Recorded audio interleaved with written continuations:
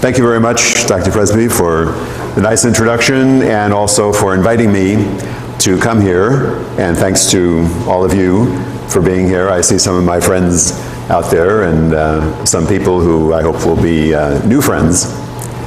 You may be wondering why I'm advertising myself so prominently. Well, the slideshow I will use has a lot of information in it. So rather than having to copy it all down or try to remember it all, I have the slideshow on my Google Drive. So if you just send me, if you wish to see the slideshow with all the information, you can just send me an email and I'll send you the link.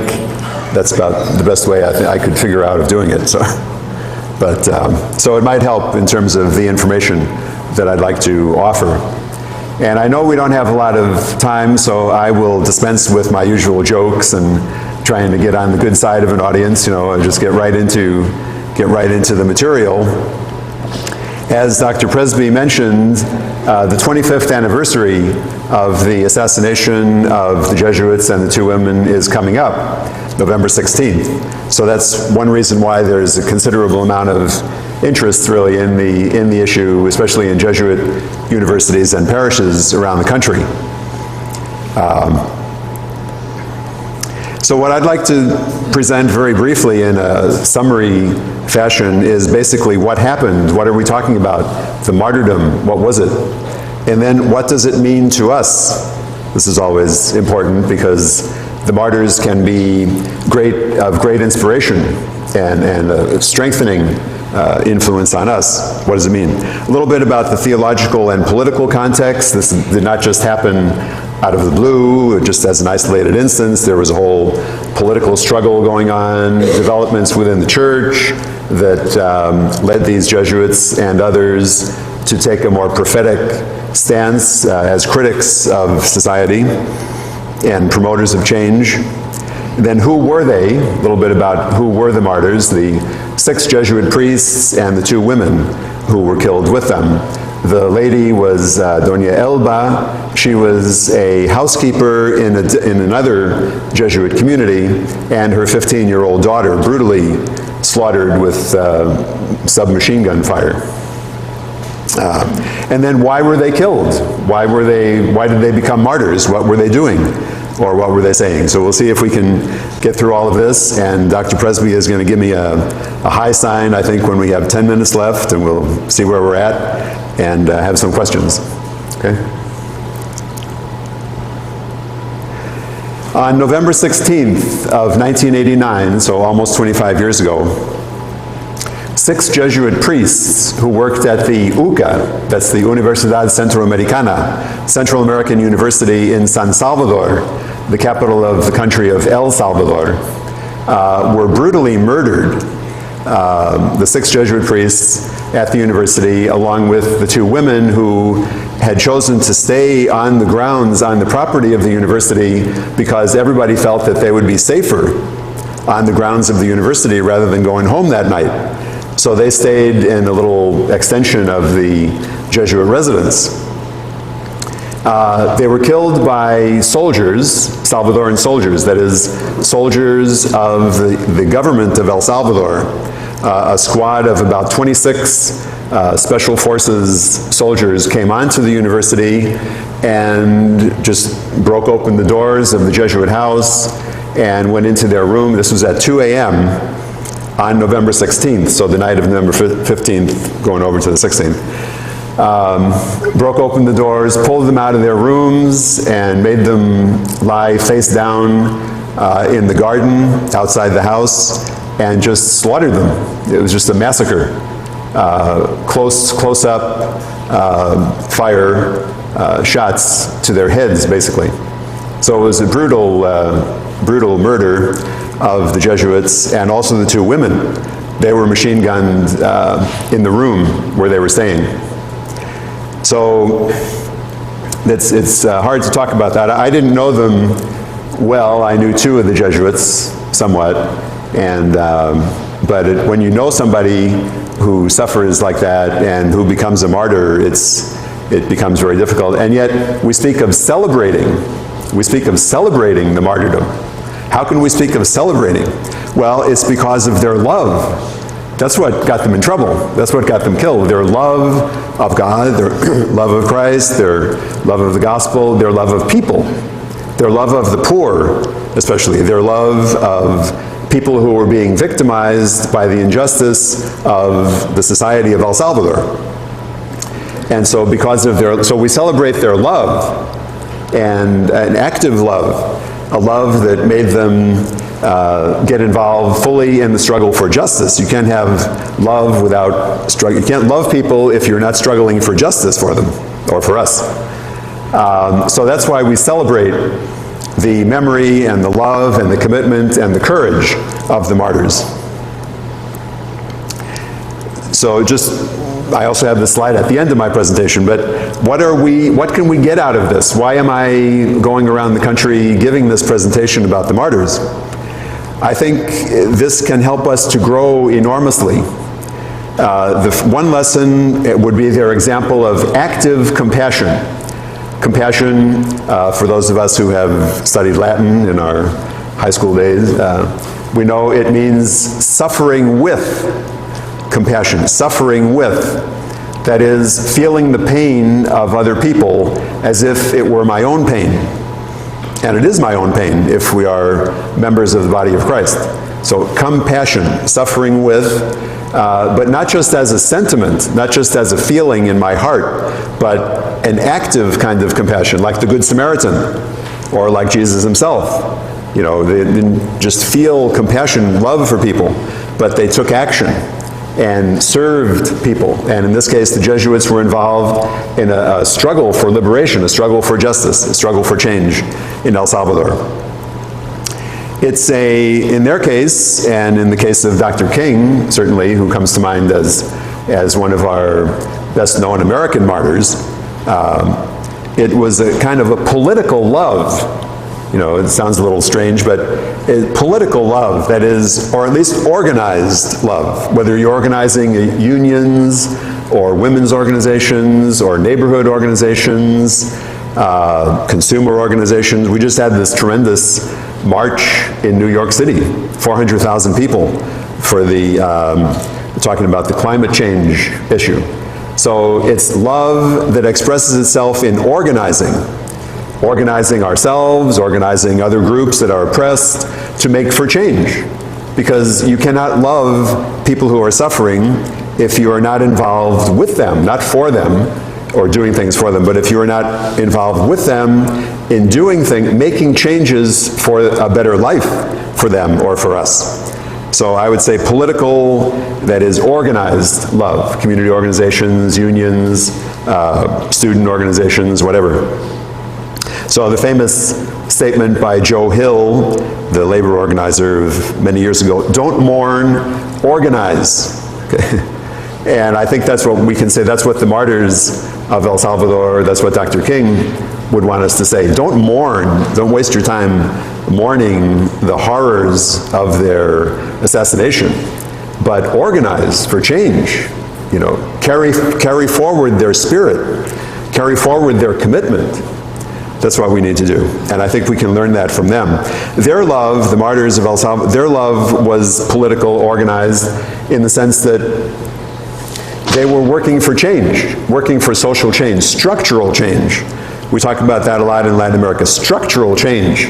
That means more than giving a piece of bread or a piece of clothing or a bottle of medicine to people who are poor.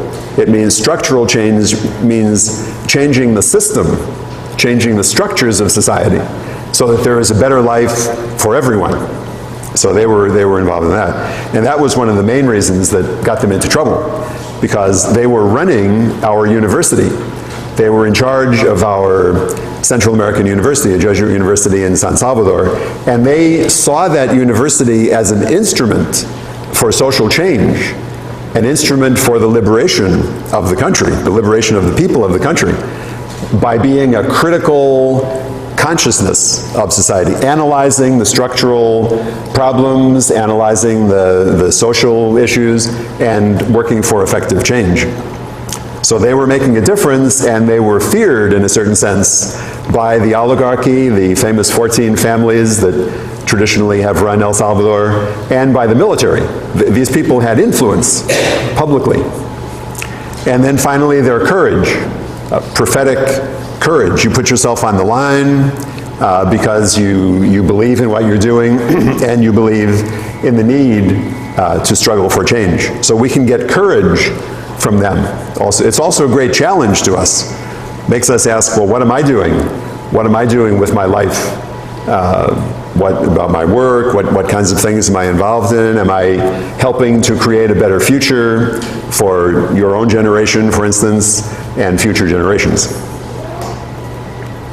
Now, I'd like to have a nice big screen here. I've never had such a big screen, so I don't think there should be any problem in reading that. What was happening in the church? What was happening theologically that led these Jesuits and other Jesuits to get involved the way they were for justice? Well, we can go back, depends on how far you want to go back. You can go back to the Second Vatican Council, 1962 to 65. You can go to the Medellin Conference in Medellin, Colombia, of the Latin American bishops. They made some very strong statements about structural sin. We had never heard much about that in the church before. Structural sin. We always thought of sin as a personal or interpersonal matter. You harm some other individual. That's what we meant by sin. But there can be structural sin, racism, for instance, that is built into many of our institutions. That's a structural kind of sin. It's not just one person being a racist towards another, but it has to do with the structures of society or of institutions. But let's begin with the 1971 Synod of Bishops made a very remarkable statement, although I've always regretted that word constitutive there. I think we should say essential. So action on behalf of justice and participation in the transformation of the world fully appear to us as a constitutive, that is, essential dimension of the preaching of the gospel. Or, in other words, of the Church's mission for the redemption of the human race and its liberation from every oppressive situation. So talking explicitly about liberation. And this is a very authoritative statement of bishops who were meeting in Rome. So here they're kind of taking us beyond sort of imagined dichotomy. Sometimes there can be a dichotomy between our faith commitment to God, our faith commitment to Christ, and our work for justice. But really there is no dichotomy for a Christian, because we are to love God and love our neighbor, and love God in our neighbor. So they're trying to bring those two loves, those two dimensions together.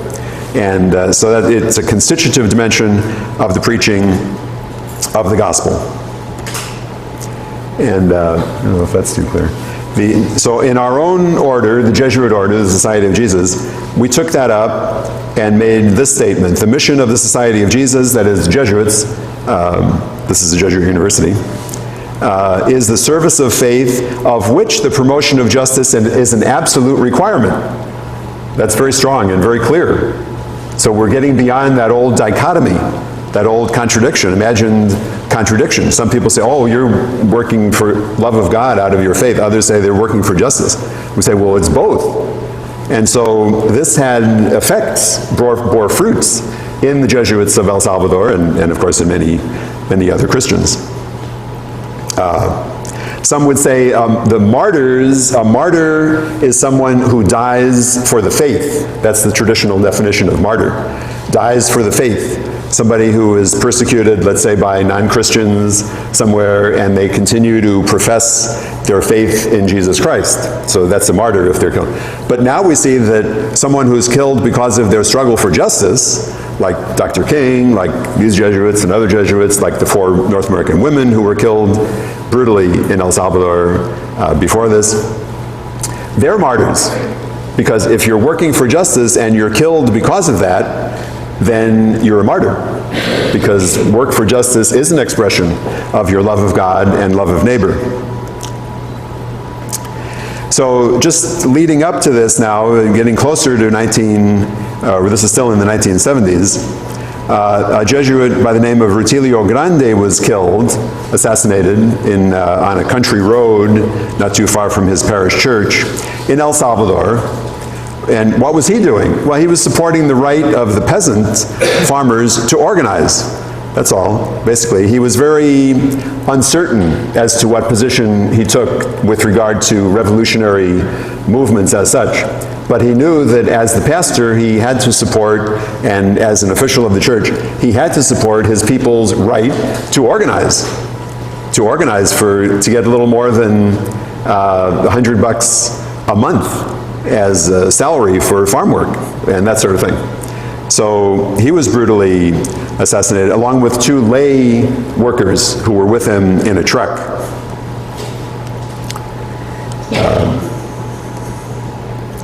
Now, where is El Salvador? It's in Central America, just below Mexico, above South America.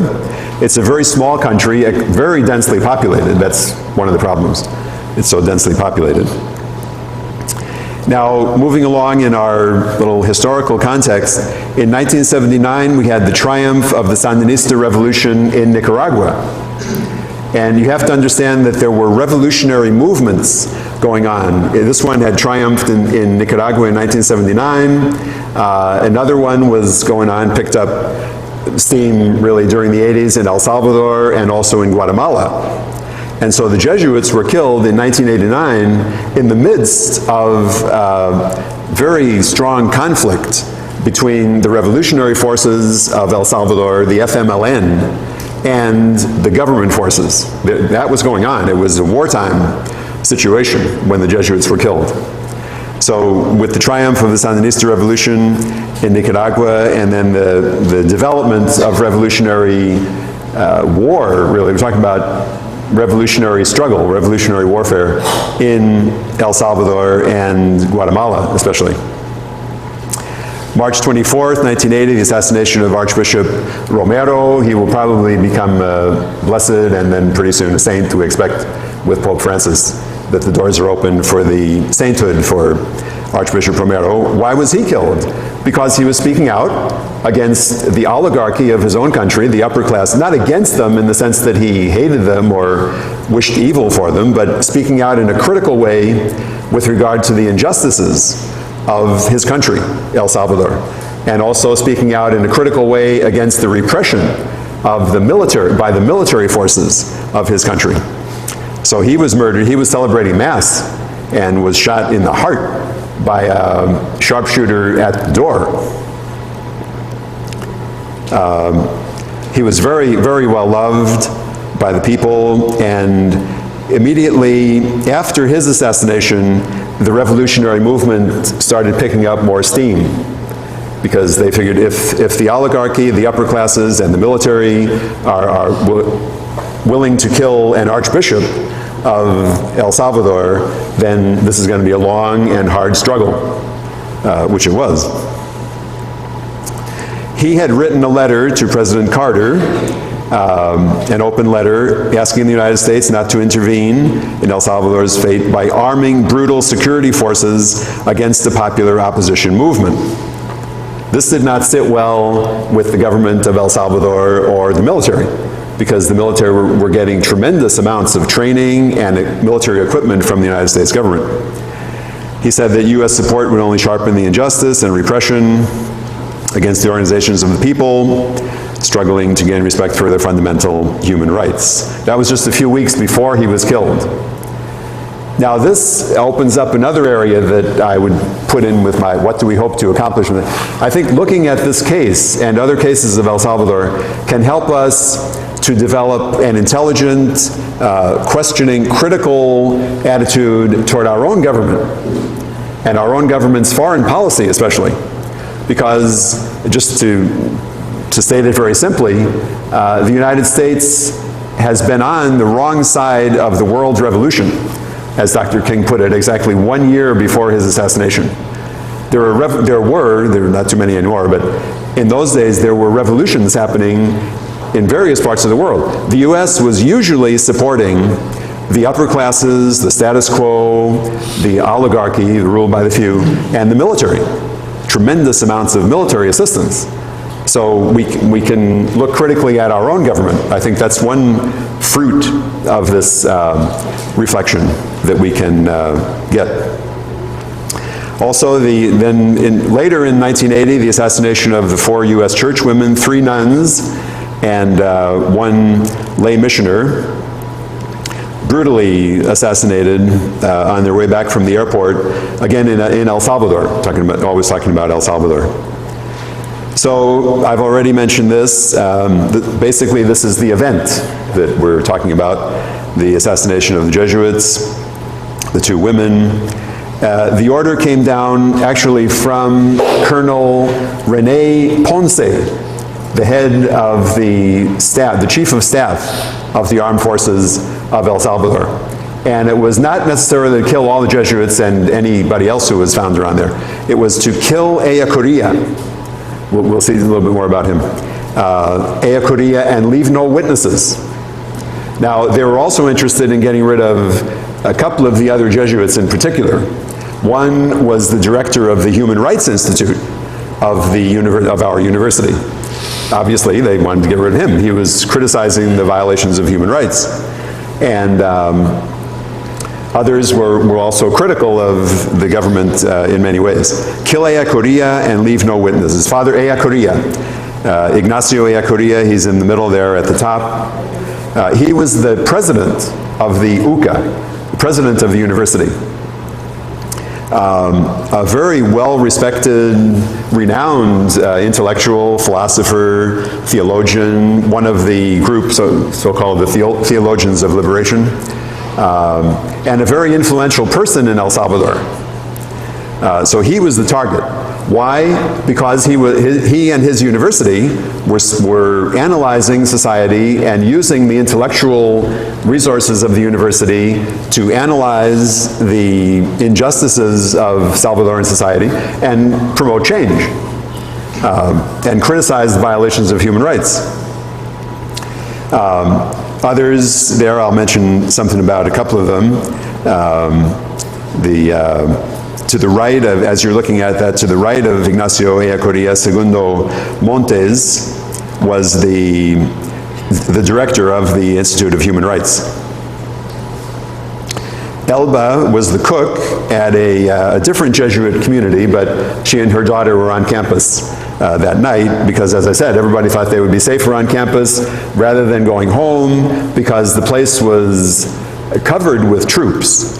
There were troops all around the university because the FMLN, the revolutionary forces, were putting on what they considered would maybe be the final offensive. And the military were afraid that the revolution might actually take over the capital city.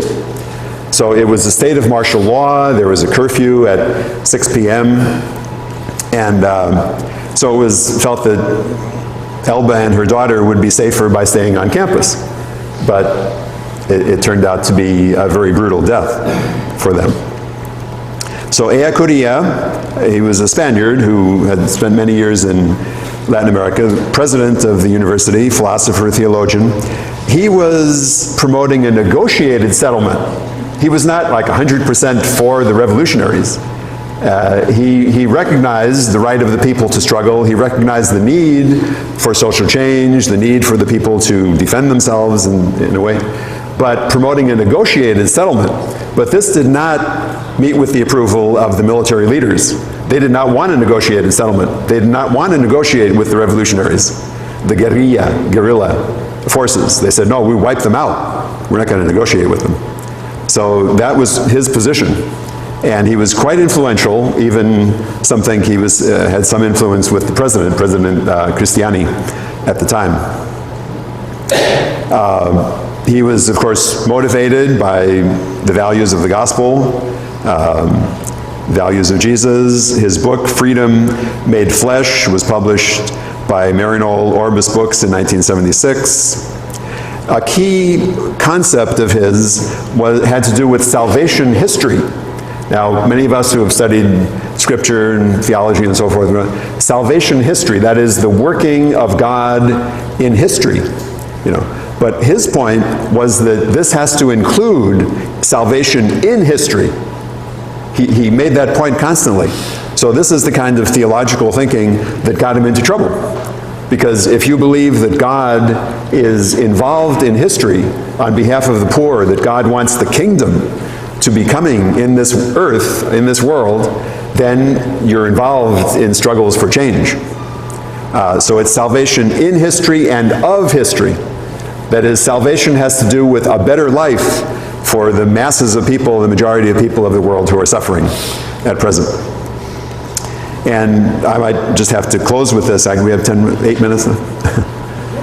Okay. Actually, I know some of you, probably most of you, will have to leave right at the appointed moment. We do want to have a little bit of time for questions.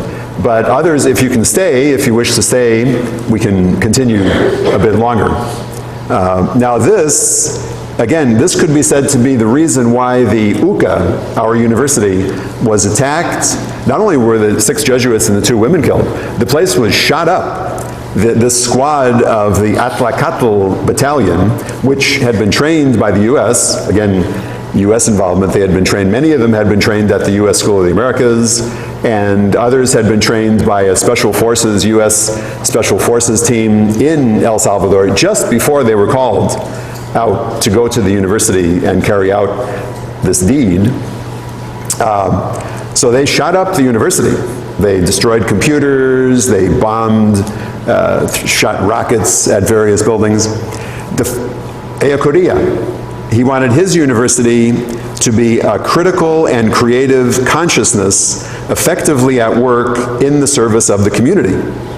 So if you're running a university like that, you're not going to be very popular with the forces of the status quo, the people who do not want any change, the people who are profiting, benefiting from the injustices in society. We could say that that could be applied to other Jesuit universities as well, because we believe that our universities, just like all of our institutions, our works as Jesuits, need to be involved in the promotion of justice and the promotion of a better world. So just to see a little bit of the damage that was done, they shot up the whole area. And this is basically the event that we are commemorating and, as I said, celebrating. Celebrating in the midst of tears, but also celebrating with hope that with people like that in the world who gave their lives, like Dr. King and many others in this country and other countries, with people like that in the world, there is hope for humanity.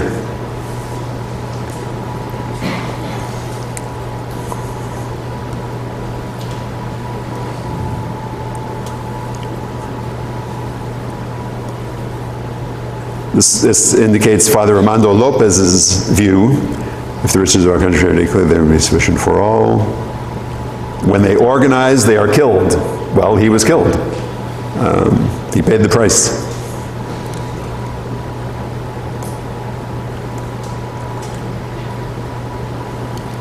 And I will end with this one, at least for now. St. Ignatius, the founder of the Jesuits, has a statement in his little book, The Spiritual Exercises.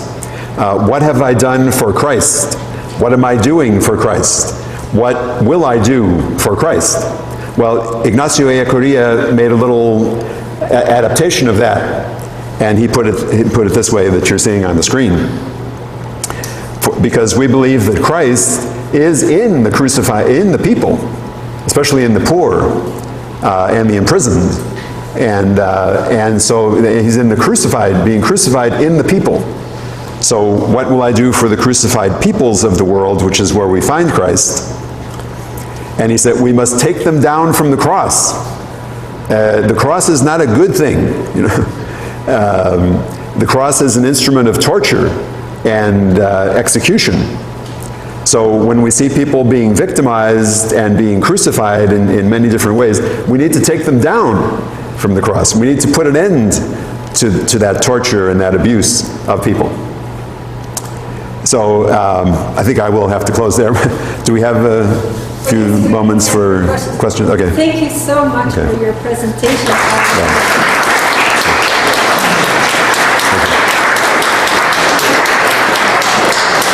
Running a university like that, you're not going to be very popular with the forces of the status quo, the people who do not want any change, the people who are profiting, benefiting from the injustices in society.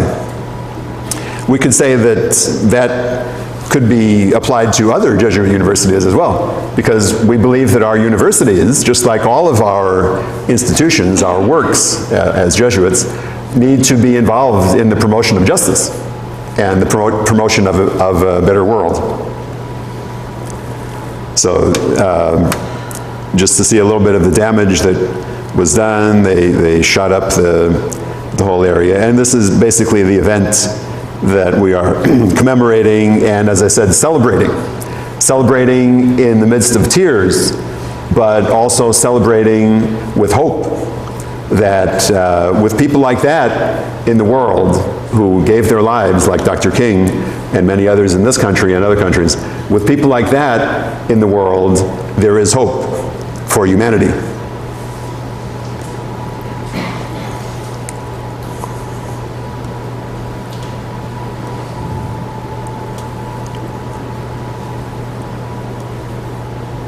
This indicates Father Armando Lopez's view. If the riches of our country are declared, there will be sufficient for all. When they organize, they are killed. Well, he was killed. He paid the price.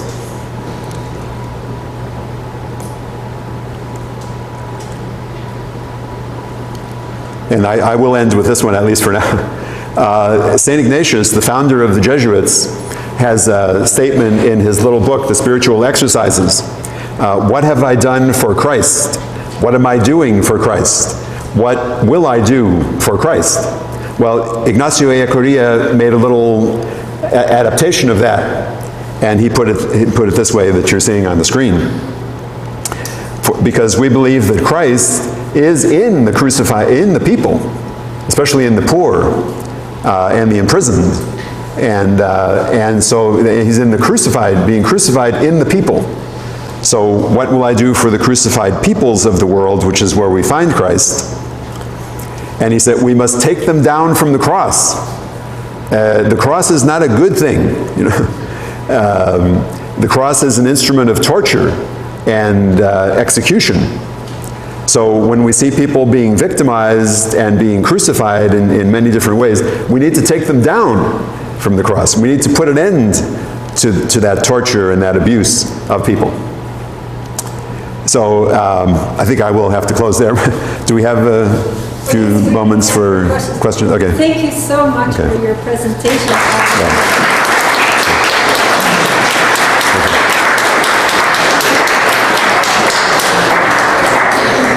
So we have plenty of time for questions. Yes. I'm just wondering, I saw slides kind of went through it pretty quickly, but funerals and all that. Really, what change happened after the assassination? Good question. I have some future slides here, but okay. So what happened after the assassination? What was the result? What was done in response to that? Good question. Not much, actually, to tell you the truth. My little book was written in 1994. Some other books that I make reference to in the slides, which you can see on my Google Drive. Years later, there hasn't been much change in regard to that case. What did happen was, in a certain sense, this very brutal, dramatic assassination, which became known around the world. 6 Jesuit priests being killed, 2 women at a Jesuit university, was kind of the culmination of the violence of the whole decade of the 80s. And it attracted a tremendous amount of attention around the world. And in a certain sense, it helped to contribute to a peace settlement. Both sides eventually, the U.S. began to cut back somewhat on military aid to the government of El Salvador as a result of this brutality, this kind of violation of human rights. So peace accords were signed in El Salvador in 1992. And the revolutionaries, the guerrilla, armed forces, put down their weapons. They became part of civil society. Now they have, the president of the country is of the FMLN, so this former group that was fighting in the mountains all during the 80s. Now the president is of the FMLN. But, so a peaceful solution was worked out, finally, and then in 1993, the UN appointed a truth commission. And this did some very interesting work. They said that the vast majority of the violations of human rights during the 80s had been done by the armed forces, by the government. Some had been done by the FMLN. But the vast majority had been committed by the government of El Salvador.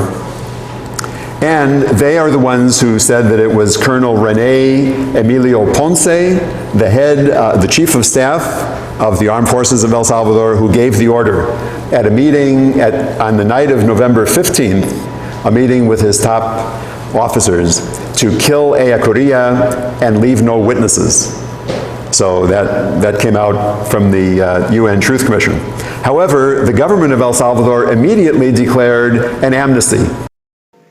Well, it's quite possible that the Salvadoran government would never have done anything by way of investigation of these murders if it had not been for an interesting statement by a U.S. military advisor, Major Buckland, who told his own military superiors in the U.S. Army that a Salvadoran colonel had told him that the Salvadoran military had carried out the murders of the Jesuits. So this U.S. military advisor heard that, and he reported that to his higher superiors, and they made an inquiry of the Salvadoran High Command, and then the president announced that elements of the armed forces were responsible for the killings. That's exactly what he said.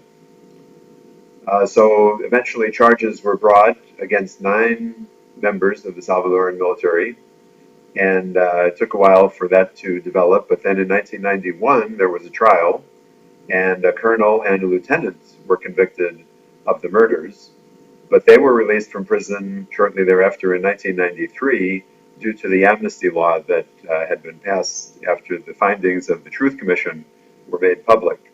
So what we have here is the prosecution of 2 military officers, but a cover-up of the involvement and the responsibility of the higher-ups. Just to state briefly, there is an interesting aspect to this. I have to consult with some of my lawyer friends a little later. But one of the colonels who was at that meeting on November 15th, where the chief of staff said, kill Ellacuría and leave no witnesses, he is currently in federal prison in the U.S. Not because of that, but because he lied on his immigration application form to come into the U.S. I think he said he had never received military training. And now it didn't just happen that the U.S. government discovered that and said, oh, we got to prosecute him because, look, he lied to us. No, no, no. There's an excellent organization, well, again, it's in my slides, called the Center for Justice and Accountability. If any of you are studying law, that would be a great group to get an internship with, out in San Francisco. They sometimes file civil suits against people like these officers who are now living in the States. In this case, they found out that he was living in Boston, and they knew his background, and they knew that he had been named by the UN Truth Commission. So they got the US government to prosecute him for making a false application on his immigration form. So he's in prison now. He's serving 21 months.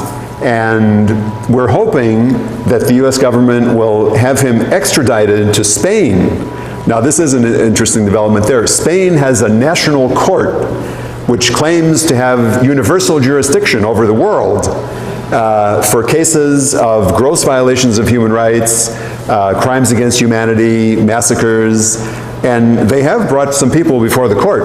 Well, they have indicted 20 Salvadoran officers who are still in El Salvador, safely protected by their own amnesty law. But they have indicted 20 Salvadoran officers. There are arrest warrants out for them internationally. So we're hoping that this fellow Montano, Colonel Inocente Montano, will be taken over to Spain to face the criminal charges. That would be very, very interesting. Kind of a long response to your question. David? This comment that leads to for you to share with the group, the idea of organizing, the idea of many times the United States is on the wrong side of helping other countries, and then your involvement with going to the something of America, I don't know the exact name, and you protested and went to the gates of the military and got arrested, and you spent time in jail. We'd like you to, and it's related to all of this. Would you share that little experience with the group? Bring out my checkered past here. See, that's the danger of having friends here. They sort of know all, who knows what else is going to come out now before we're finished here.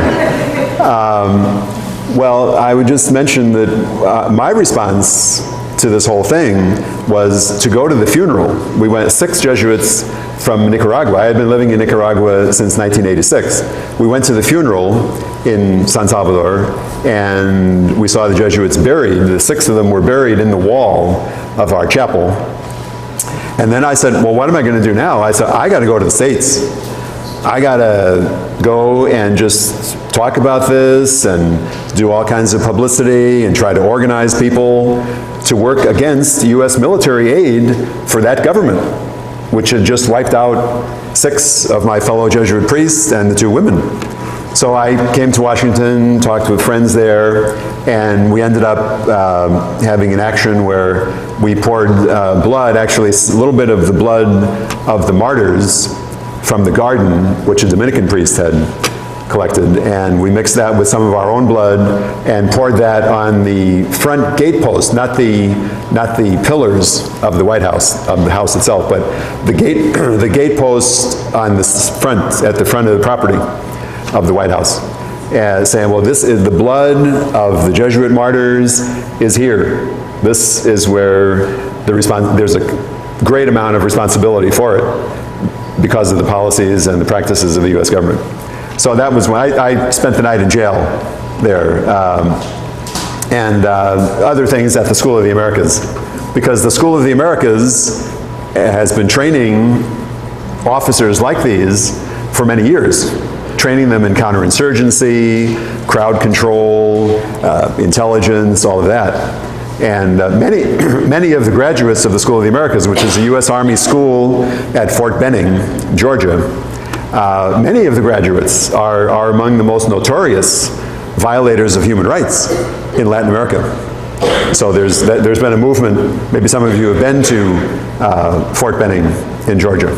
But I think for us as North Americans, North Americans, this is what we need to look at. You know, how are we involved? Well, we were involved in that brutal act and in all of the repression and torture and massacres throughout El Salvador and other places during the 70s and 80s. We were involved by our tax money, by our policy of training troops like that, and supporting them with millions and millions of dollars of weapons.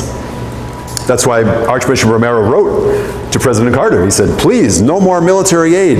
The military here is using it to slaughter us. Why don't we take a couple more questions here as a group? Yes. Joe, this isn't a fair question, but I ask you anyway, because you've lived many of the last decades in Central America. But what connections would you make between this story and the story of Detroit? How can we take this event and what it enshrines and say, well, in our reality here, we do have some Latin Americans. Southwest Detroit is very Latino. But by and large, we're an African American city with concerns that aren't directly connected, at least at first sight. Well, that's an extremely important question for you all to deal with, and for me as well. I still consider myself a Detroiter transplanted to Central America. But, well, I think one of the elements that I presented of organized love, you know, you're not going to get anywhere without organizing, I believe. And some good friends of mine are involved in that in this area, and you know, being intelligent, being very practical, very astute, very wise, getting people together to work on their common problems. I just think that's extremely important. And we saw that in El Salvador. I mentioned that Father Rutilio Grande was killed simply for supporting his parishioners' right to organize as farm workers. You know, organize for better wages, for better conditions, and he was working for change in that way. So I think that the same principle applies almost everywhere. That we have, and that's one beautiful, very promising aspect, I think, of the church as community. I mean, the church is basically a community. Well, that's the first step. You know, people coming together, getting to know one another, praying together, worshiping, getting more motivation from the Gospels and so forth. But then organizing in some practical ways, you know, for change, to be agents of change. And now Sam was interested in that issue of Eakuria's emphasis on salvation in history and of history. Rather, his idea was that sometimes the theologians talk about salvation history as something that sort of goes along above regular history or alongside of it somehow. It sort of happens in our interior world. I think we would recognize that sometimes we talk about salvation history in that way. But he said, no, salvation in Scripture is in history. And it's salvation of history. It's the salvation of people in particular oppressive situations. Slavery in Egypt, exile in Babylon, and so forth. Jesus denouncing the leaders of the temple for their exploitation of the poor and so forth, robbing women, robbing widows of their homes. That's in history, making change here and now, down here on earth, you know. And so that's what he was arguing for. And but I think with that concept of things, then you're going to get in trouble, probably, if you take that seriously and say, well, then we have to be agents for change. And we can very easily get in trouble because we live in a conflictual society. And there are people profiting from the misery of others, obviously, here as well as around the world. And when we speak out against those injustices, we're stepping on the toes and stepping on the pocketbooks of many of those very powerful people. Let's have one last question. I see Sister Cynthia. So, thinking about, here and there, you're trying to relate the two. You started when a student asked about what's happened since their murder, assassination. You said not much, and then you gave some of the structural things. But in fact, which I thought you were saying is, economically, and in terms of civil life, is certainly no better. So, with that as a context, if you agree, I use that as talking about why we have so many refugees pouring out of Honduras, Salvador, and Guatemala, particularly. Sure. I mean, so that's a relevance because we're all meeting people every day who think a lot of thoughts about immigrants. We're being invaded by these people. Yeah. Well, and that's very, very true. So that's evidence of the fact that the conditions remain very inhuman and very impossible for people to make a living, make a go of it in those countries. But the new thing, of course, and this is horrible, is the gangs and the extortion. I was up in El Progreso in the north of Honduras about a year ago for the 30th anniversary of the disappearance of Father Jim Carney. And that was the talk, that's all you heard. People in all the neighborhoods are suffering from the threats by these gangs that extort the people, especially if you have a little business. If you don't pay your monthly tax, you can be killed. So people move around the country, or they try to get out of the country.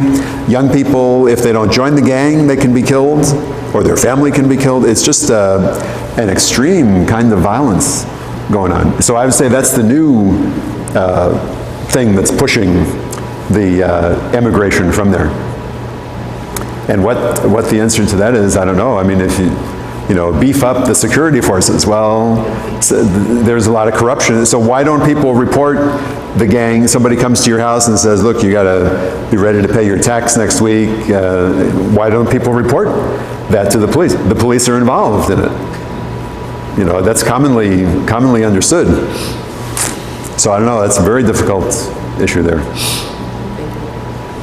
I just wanted you all to know, we will have an event, a CLASA event devoted to Honduras on November 12th. Carla Lara and her band, she's a human rights activist. There'll be music. We'll learn more about Honduras.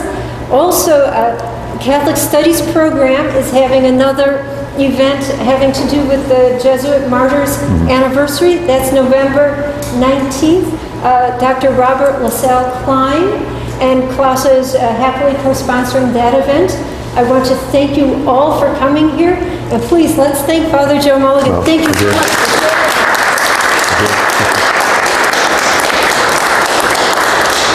Well, thanks very much, Gail, and thanks to all of you. Great to see you.